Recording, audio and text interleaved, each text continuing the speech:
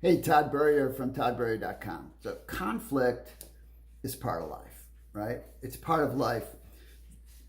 And it's important to have some understanding and some clarity about how to navigate it quickly so that you can be out of it, because it is the escalation that causes the problems, and really, if you think about it, conflict ultimately comes when we disrespect someone's opinion, right? I mean, differences are what lead to conflict, and differences of opinion are normal, right? I mean, you can take anything and look at it from multiple ways, and so most people aren't seeing the world the way you're seeing it, or seeing everything, meaning exactly the way you're seeing it from your context, your lens, your life, right? And there's always going to be a gap.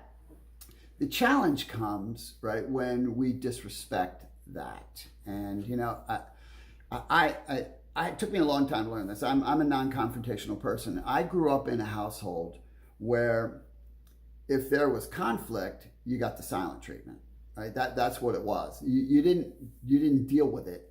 You got the silent treatment. And so, if there was conflict, you might not talk to my mom for a week, right? Or meaning she wouldn't talk to me. Right? I mean, it was ridiculous, but that's, we all had those kind of models in our life. And that's obviously not very good. So using the same principles I teach in the process, kindness, honesty, and respect, think about it this way. Conflict results, right, when difference of opinion escalates. And so how do you keep that from happening, or how do you bring it down when it does happen? I'm going to make this really, really easy for you. It's very, very simple if you'll keep it under the platform of kindness, honesty, and respect. All right. So here's a little quick, very quick little path that will help you resolve conflict, because not resolving conflict, and I'm not even talking about it from the perspective of leadership or organizationally, because that is massive in the impact it can have, but I'm just talking about it in your life in general. Not resolving it, man, it doesn't feel good, right? It doesn't feel good to be in discord with people that matter, right? It never feels good for that. And so here's some little steps. So the conflict has already started in some aspect. Maybe it's just a little disagreement, right? First thing to do is confront it calmly, right? Keep your voice down. It's really difficult to keep yelling at someone who's talking back to you like this, right? And so it will naturally bring down the tension if you will calmly talk about it. Next, ask them how they see it. Forget about your view first, right? This goes under the track of first, people want to be understood. So if you seek first to understand, right, then you have created equity for the ability to communicate back. But if you just come in and go, this is the way it is, this is how I see it, then all you're doing is pushing up against each other, and nothing else is good. You're just going to escalate it further, because you're both going to lock in. And so ask how they see it. Try to understand their perspective, their viewpoint, right? Because you can think, I know there's been so many situations in my working career where I did something from a certain perspective and someone else saw it from a totally different perspective. Like, I couldn't even relate to how they could see that, but I'm not them, right? I had to learn to honor and respect the fact that I'm not them, and I'm not living their life, and I don't have their background, and I don't,